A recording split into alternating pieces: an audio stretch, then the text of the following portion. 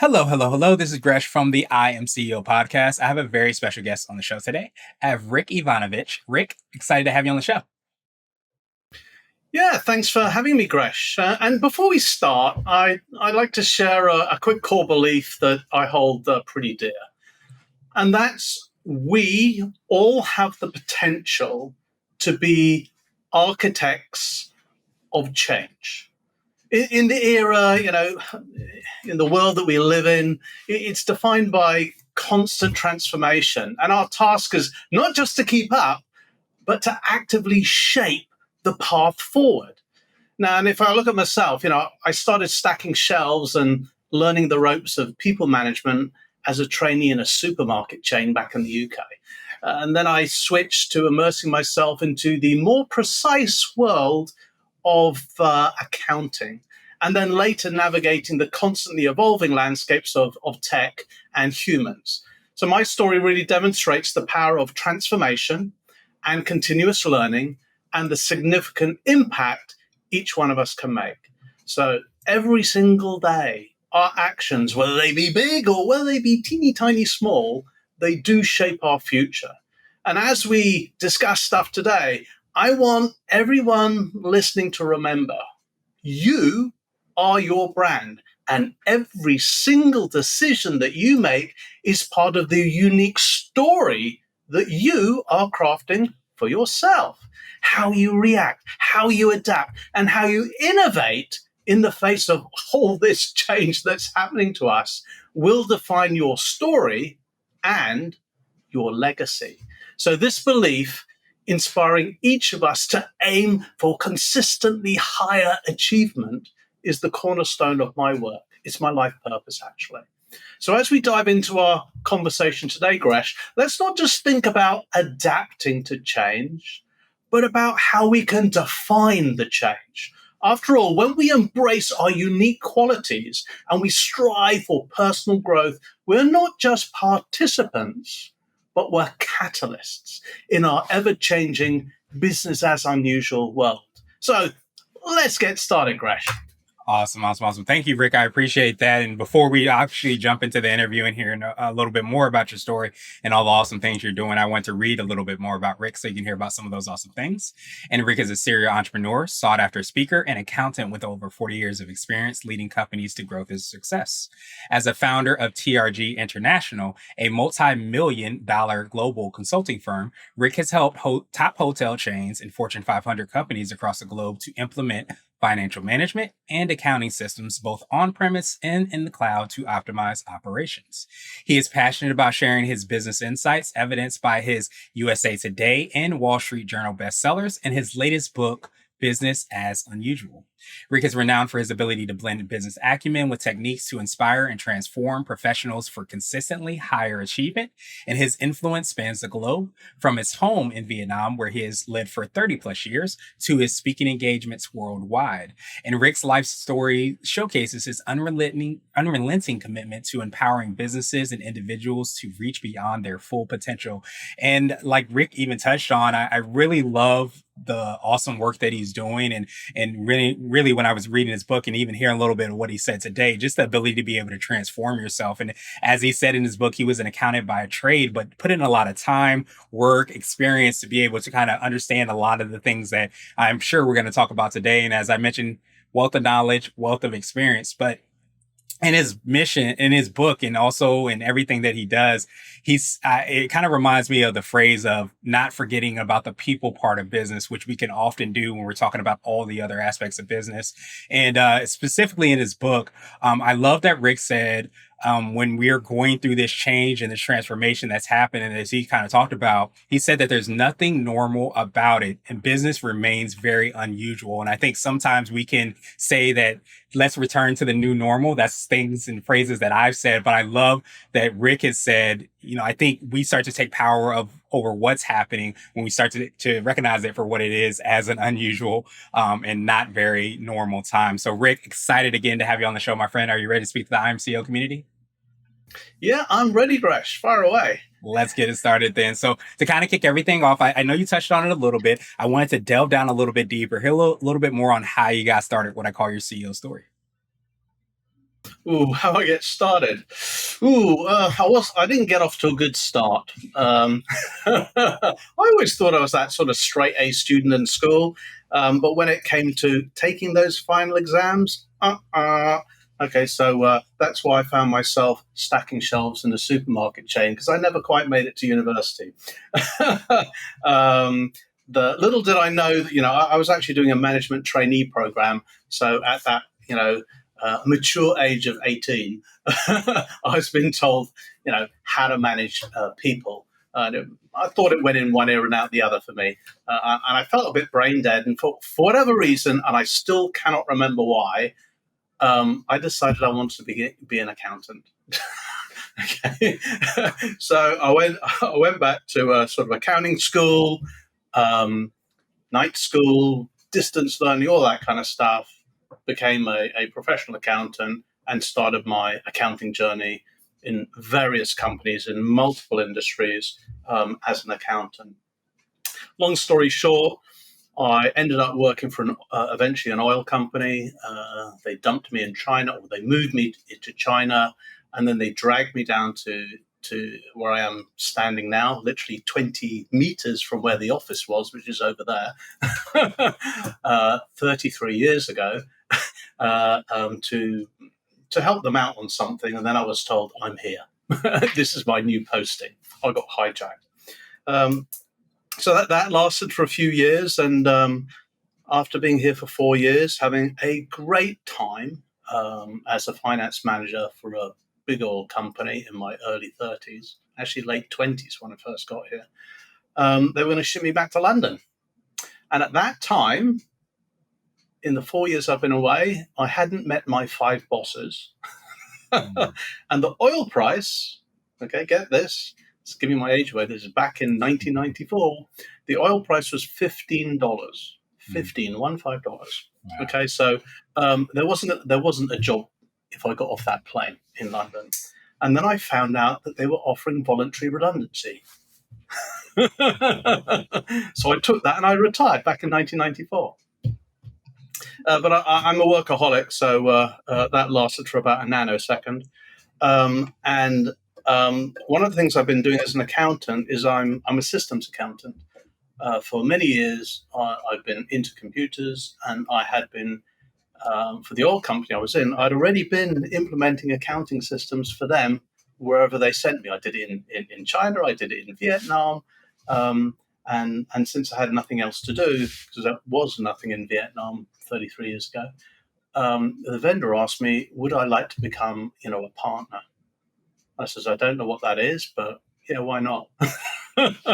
And so I signed an agreement and I continued selling accounting systems. Now, 30 years later, I'm still doing it.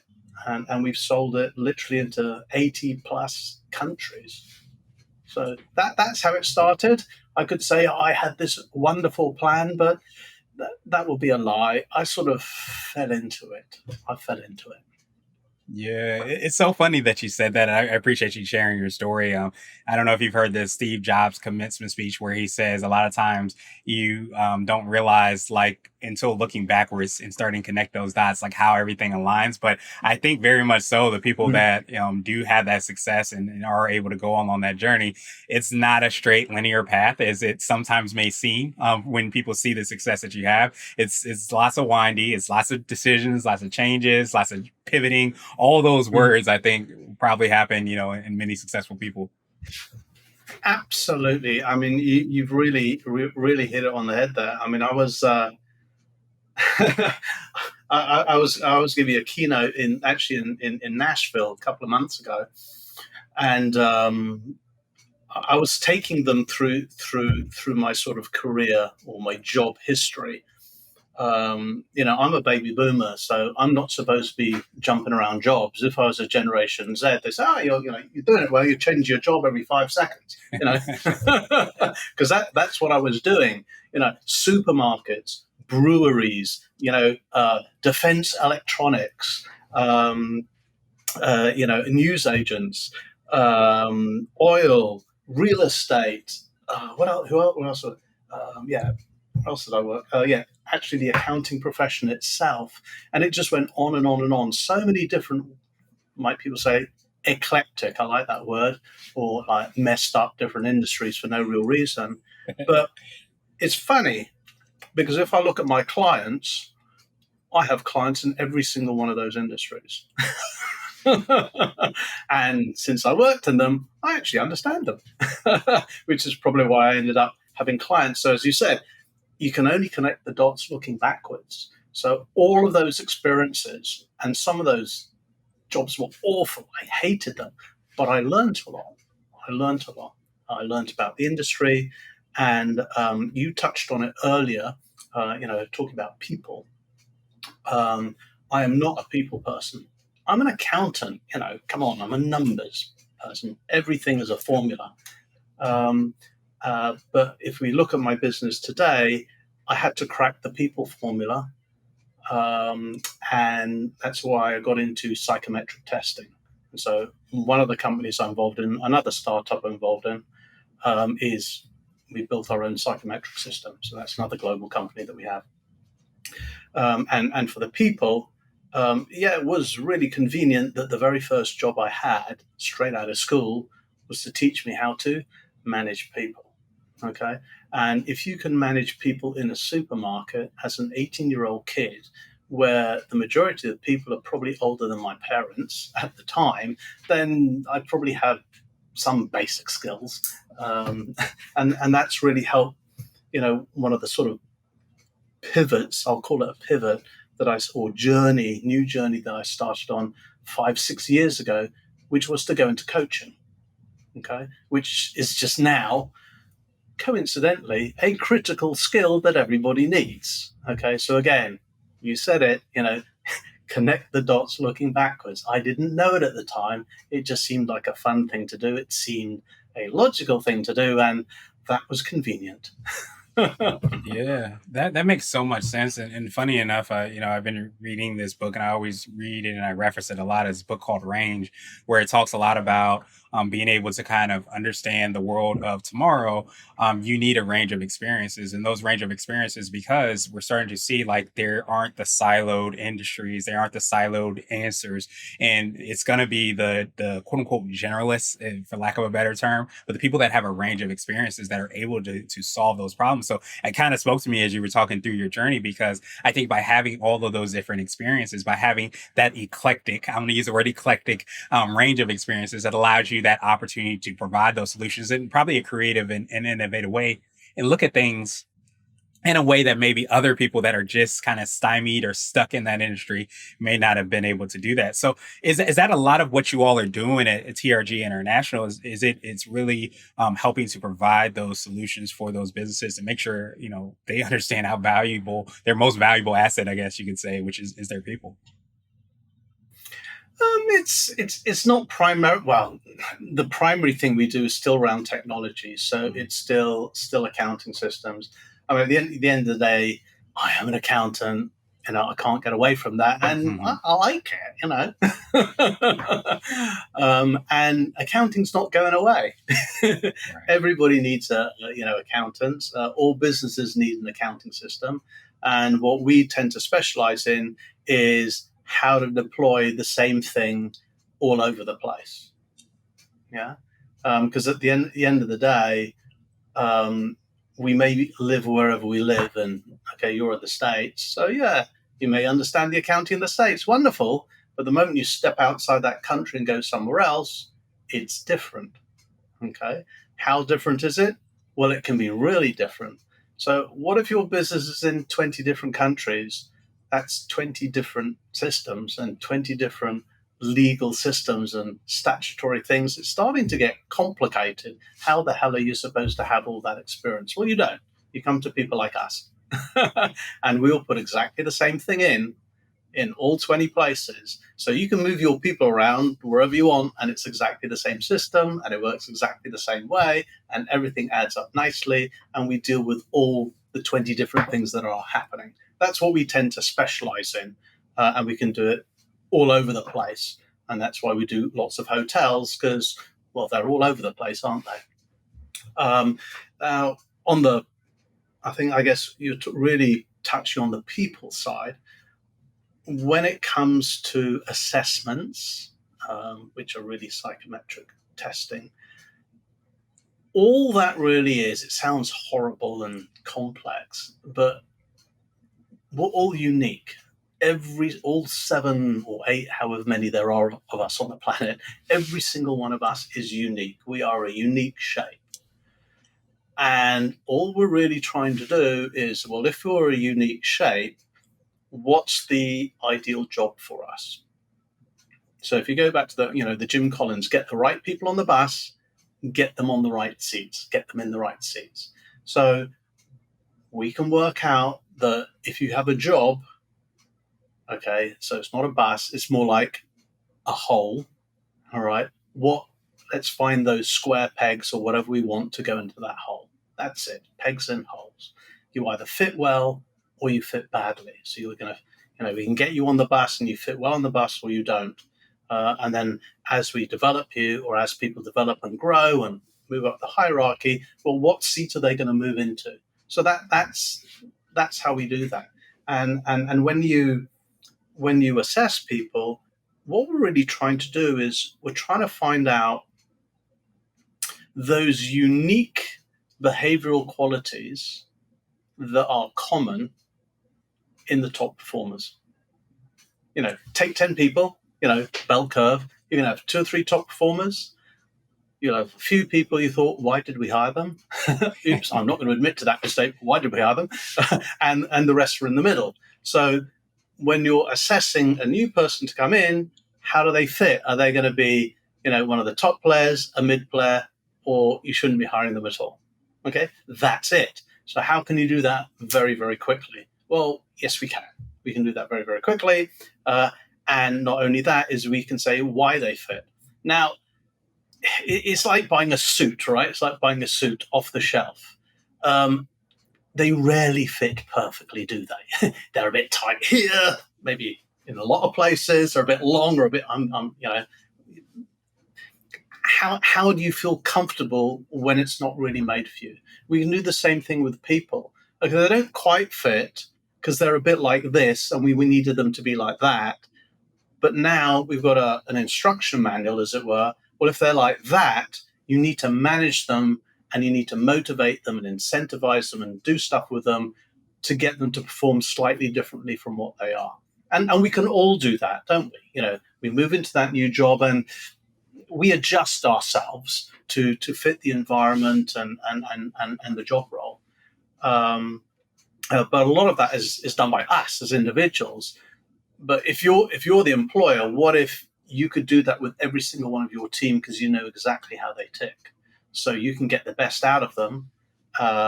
And putting it another way, it means that we can help people become the best that they could possibly be by making sure that we put them in the best place for them and they fit as well as possible.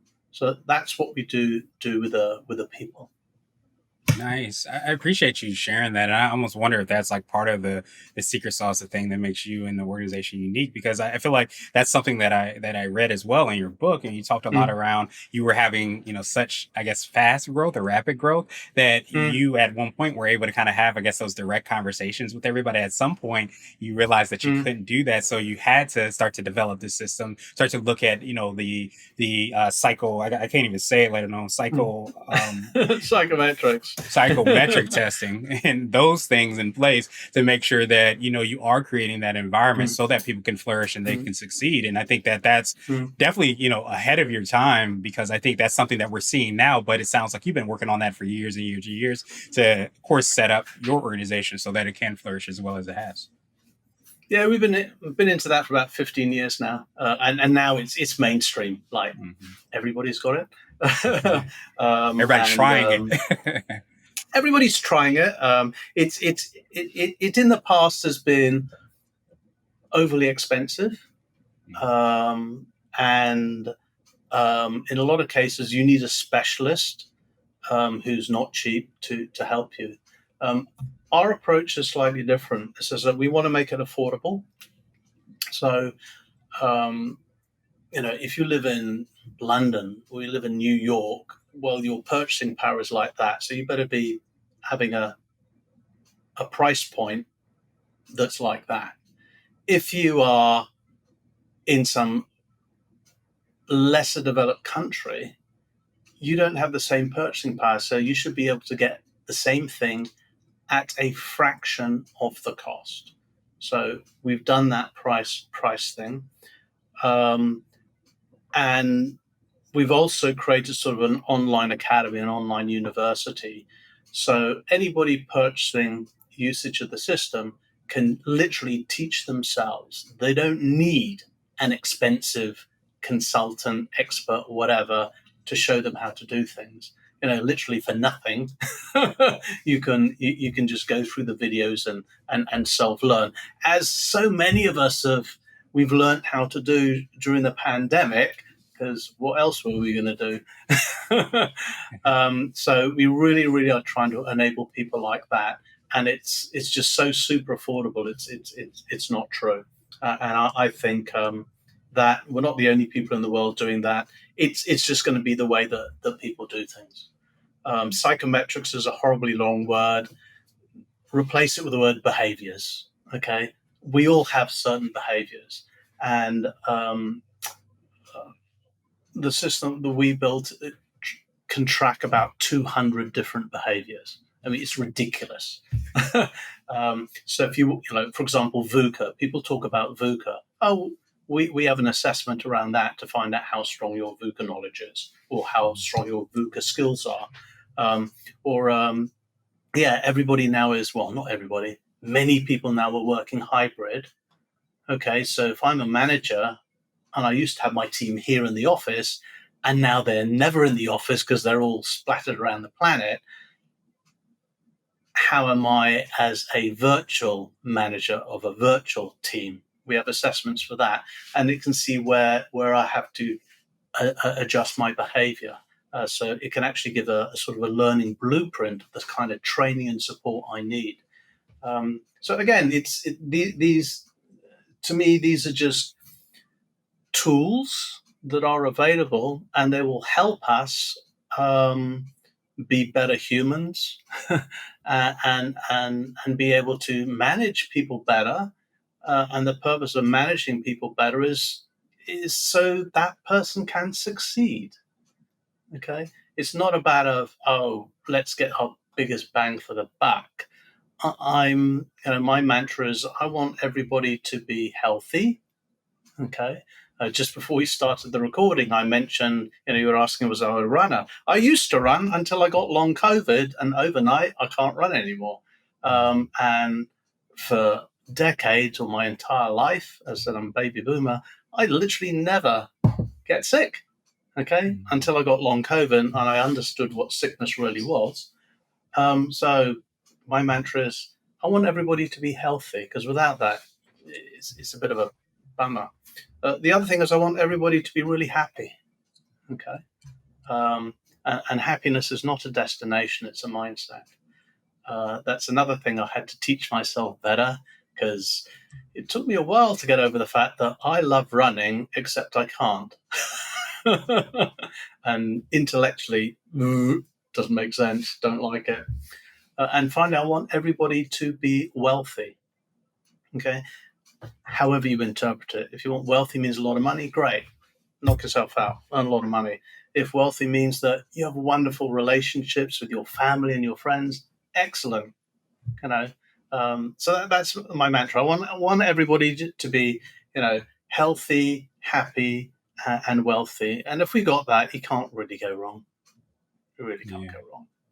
Yeah, that makes so much sense. And I appreciate you breaking that down. And I think that really, to me, like that's why, I really love the human part of business that I talked about when I introduced you. So I think we can zoom past that. And I feel like that you can obviously hear in how you're talking about leadership, how you talk about building that culture. But I imagine that also, translates to how you're making sure you're paying attention to that even for your clients. Because I think once you understand and start to really, kind of, I don't want to say manage to, but start to help support might be a better way to say it. People in all aspects, it starts to become part of the DNA of the organization. So I absolutely love how you've been able to do that. So I wanted to switch gears a little bit, and I want to Okay. ask you for what I call a CEO hack. And you might have already touched on this, but it could be like an app, a book, or even a habit that you have. But what's something that you feel like makes you more effective and efficient? Ooh, okay. To me, my one of my core values for myself, it's my second one, is Kaizen. And my interpretation and application of Kaizen is constant improvement. And the twist that I put on it is not just constant improvement of processes, because it's usually in the workplace, like how can we make it better? It's constant improvement of self, otherwise known as lifelong learning. All right. So the the aim is that every single day you must learn something. Every single day you must learn something. It's that simple. And I'm a great reader. I love reading, um, and I devour books. I just absolutely devour them. So I encourage everybody to read every single day. Read 10 pages a book, read 20 pages a book. If you haven't got a book, if you can't pick it up, you don't want to read it, listen to an audiobook. Okay. If you want to go really, really fast, um, listen to an audio summary of a book. And, in 10, 15 minutes, you can get an entire book summarized. And I had, when I was running before, I used to run, hour and a half or whatever. I stopped listening to music and I started listening to books. Okay. And then I stopped listening to the whole book. I started listening to the book summaries. So if you run for an hour, you're going to go through 4 books. Okay. I walk for an hour, I go through 4 books. I do that every day. It's a ridiculous amount of books. If you just pick any topic and you read 10 or 20, 30, 40, 50 books around it, I think you will stand out from other people who haven't done that. And I have a tendency to do that. I'll listen to something, hey, I like that. So I will devour more from that author or anything around it. And if it's a summary, I thought I got to get the book, then I'll go and get the book, and then I can pick all the bits out of it. So reading Yeah. is one thing that I push on people, where I suggest to people. Now, if you don't want to read, just learn something else. Okay. So today, devour generative AI.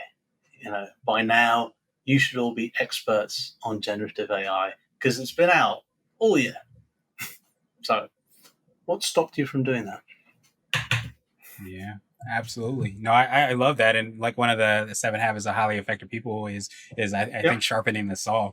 And to me, that's exactly what you're connecting to. And even when I was going through your book as well too, you have the analogy, which I'm an English major, so I love analogies of the castle. And one of those books, Mm-hmm. one of those chapters in the books, you talked about kind of like that the making sure you are developing self, make sure you are staying true to those things. And I think that's Mm-hmm. so true and so powerful because I think often we can think about developing the business, what new systems do we have to do, what how do we get more clients and customers and things like that. We often forget about ourselves and how powerful that is, not only in businesses but frankly in our lives. So I love that hack just because the practicality of it, but also how reading or listening if you're doing audiobooks can Mm-hmm. make such a huge impact in your life. Yeah, it really does. I think it's how I keep up on different topics, and you know, before when I was really into paper reading paper books when it was cheap enough to have them shipped over here. It's post pandemic. It's the Yeah. shipping is more expensive than the book now. Right. I actually taught myself to read very, very, very quickly. Mm. So that's a really good skill. I still think it is a good skill, Yeah. because you subscribe to newsletters, articles. Hey, your channel, read all the stuff that you publish. If you can just open that page and bam, in a few seconds, you've skimmed the entire page.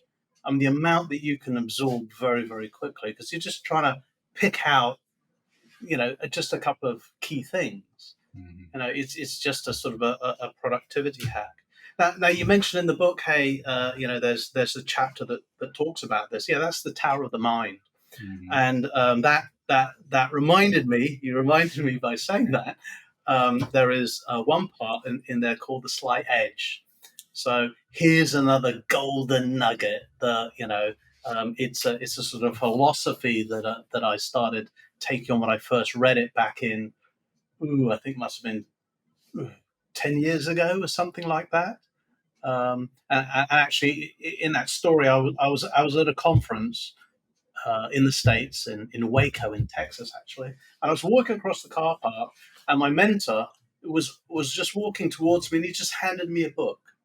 I said, "What's this?" It says, "Rick, it's a book." He says, "Read it." And it was called The Slight Edge. I said, "What is it?" I said, "It says, just read it. Just read the damn thing." So I did. And on the plane on the way back, I opened the book and I read it. By the time I got to the other end, I didn't sleep. And the book's The Slight Edge by Jeff Olson. Okay. And there's a great quote which I actually put in the book. It says, "For things to change, you've got to change." So you were talking about that earlier, Gresham. That's transformation, right? For Mhm. things to get better, you've got to get better. Yeah, that's a bit obvious. This is the key thing. It says it's easy to do, but it's easy not to do.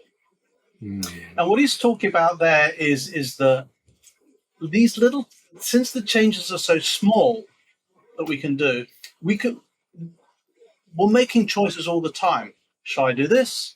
Should I not do this? Okay, and it's easy to do it, and it's easy not to do it. So you get up in the morning, you get in the bathroom, and it's easy to brush your teeth. It's also easy not to brush your teeth. Okay, what happens if you don't brush your teeth for a long time? Okay, you broke because you got no teeth because you spend all your money in the dentist. Okay, but if you take the time to brush your teeth every day, you won't have that. You will have successful teeth, and it's the same for any other habit. Keep on doing it and do it for a long period of time, and it has an impact. Those tiny little incremental changes over a long period of time really, really push the needle. So to touch on those 7 steps of the slight edge, the first one is just show up. If you want to get fit, you've got to go to the gym. You don't show up, that's pretty useless. Secondly, is be consistent. You can't just go to the gym once. You've got to keep on going. So be consistent. The third one is have a good attitude. So let's be positive about it. Okay. The fourth one is to be committed for a long period of time. Just because you've been to the gym twice this week doesn't make you fit. You've got to keep on going for the rest of the year and the year after and the year after.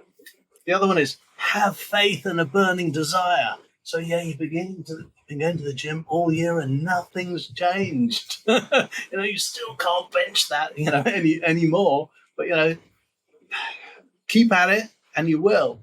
The other one is willing to pay the price. Okay, yeah, it's painful to change. That's why not many people do it. And unless you're feeling that resistance, unless you're feeling that pain, which is you stepping out of your comfort zone, well, then you're not growing. So it's a bit like, again, back to the gym, you're going to build your muscles up. They say you got to rip the muscles, right? You got to rip them. That's painful. That's the price you're going to pay. You don't want that pain and go down to that zero weight. Well, it's not going to build you up, is it? And the last one is just to have integrity. As the saying goes, if you've got integrity, nothing else matters. And if you haven't got integrity, nothing else matters. There you go. I Thanks for definitely indulging appreciate me. that. Yeah, no, I appreciate you because I was going to ask you actually for a nugget, if you had one in your book. So I love that you drove down on that. And it's so funny that, that came up.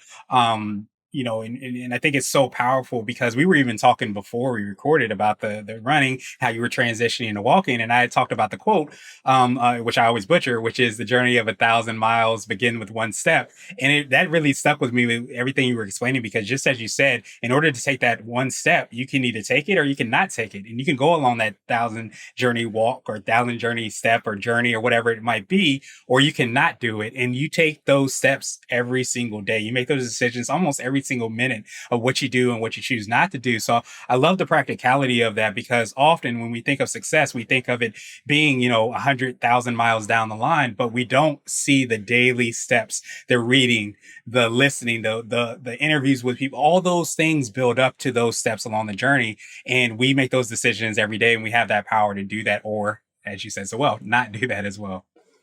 Absolutely. I mean, you're living proof of that. I mean, this podcast. How many podcasts have you done?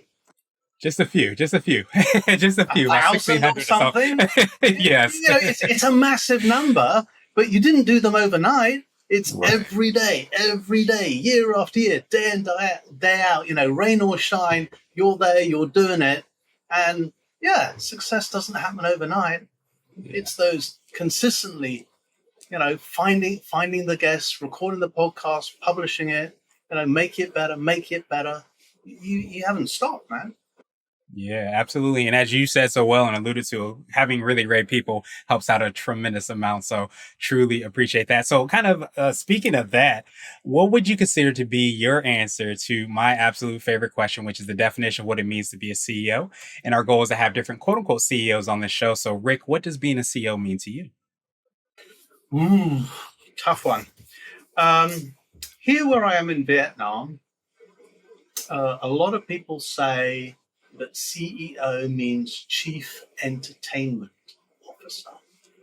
Entertainment Officer. Culture here is a little bit different. I'm a Brit, obviously, so I can't, I'm different already from the States. But the culture is different. So it's Chief Entertainment Officer. We're trying to keep everybody entertained, trying to keep the staff, trying to keep our employees entertained all the time. They love doing stuff, going out to dinner, parties, day trips, cinema. It doesn't matter what it is, doing, go plant a tree, give blood, make some sandwiches for the needy, whatever it is. We're always entertaining. That's not me though. I tried it and I thought, nah, it's not me. Come on, I'm an accountant. Sorry, the accountants out there. I'm stereotyping us. The I think it's I look at it at two things. I used to be a chief everything officer, as in this is my company, and I built it up starting with one person, me. Okay. And I prided myself for many, many years that I could do every single job in the company because I had done it. Okay. Which seemed obvious, right? It seemed obvious until in the last 12 months when I've been doing all this work on myself, again, because of this long COVID, which it didn't just stop me running. Okay. I have other issues. Okay. My smell has gone. My taste has gone, or it's about 70% now. But the problem is one of my smaller businesses is I own a coffee chain. We have 24 types of coffee. I kid you not, I can't tell the difference between them, and they all taste revolting because I can't smell them anymore. I can't taste them anymore. So that was a hard thing. So that everything started to crumble, and then someone's pointed out to, hey, it's your business. I know it's very big. It's your business, and you love working, but you know, you're not supposed to be working in the business. You're supposed to be working on the business. And so I've switched now to bringing in the right people to do the business better than I can. And so I see myself more of a chief evangelist officer. So I'm more of the face of the company. I'm the one who's there to sort of try and lift everybody up, utilize my coaching skills, my people skills, because I can see the good in people. I can see the potential in people.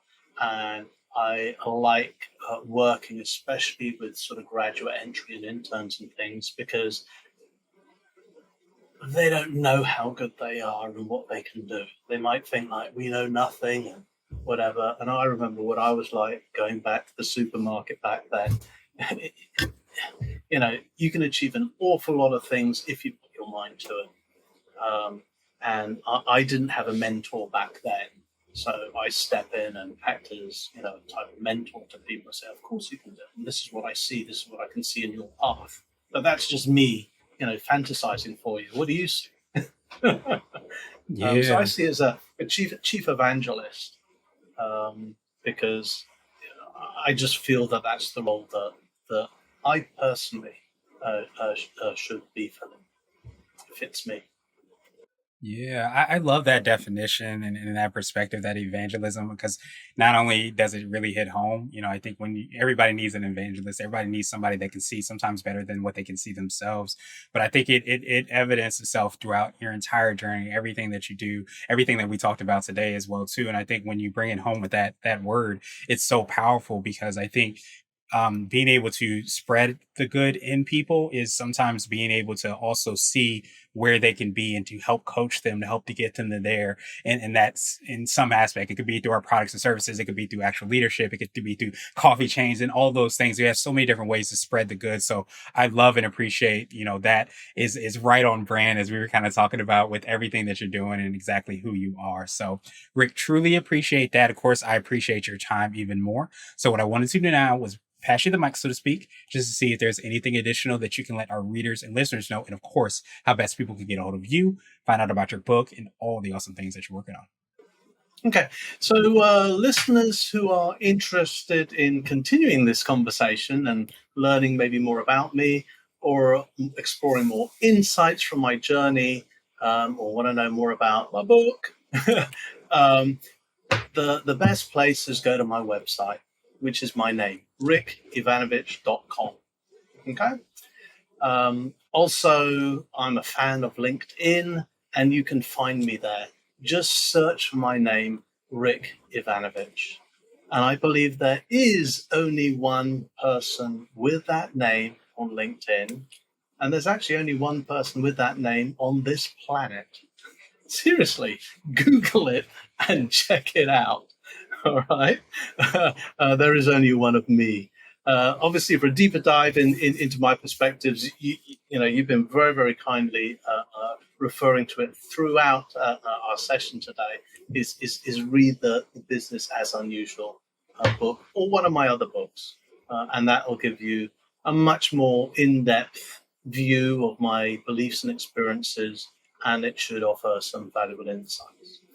Now, as we close, Gresh, I want to leave everybody with a thought. Okay. Remember, we're not just participants in this ever-changing world, but we're architects shaping the course of our lives, our careers, and the world around us. So I encourage you all to please embrace change and define it rather than just adapt to it. Be that catalyst in your own business as unusual world. And the transformation starts with you. And I'm eager to hear about your journey. So, Gresh, I'd like to express my gratitude again for having me on your podcast today. It's been real fun. And I hope your listeners have enjoyed it as much as I have. And to all our listeners listening in, I really appreciate your time and attention. And I really look forward, genuinely, to hearing from some of you, learning about your experiences, and perhaps sharing more in-depth conversations and discussions. So thanks again, Gresh. Absolutely. I appreciate you, Rick. And of course, we're going to have the links and information in the show notes to make it even easier. Even though there's only one Rick Yvanovich out there, we're still going to make it even easier for people to find you. But I truly appreciate you, my friend, for all the awesome work that you're doing. And that last point as well, too, just I had chills from being the change you hope to see in the world. And being that change is a lot of the actions and things that we take on a daily basis in order to make that happen. So thank you so much for talking about that, living that, and of course, reminding us of that, my friend. And I hope you have a phenomenal rest of the day.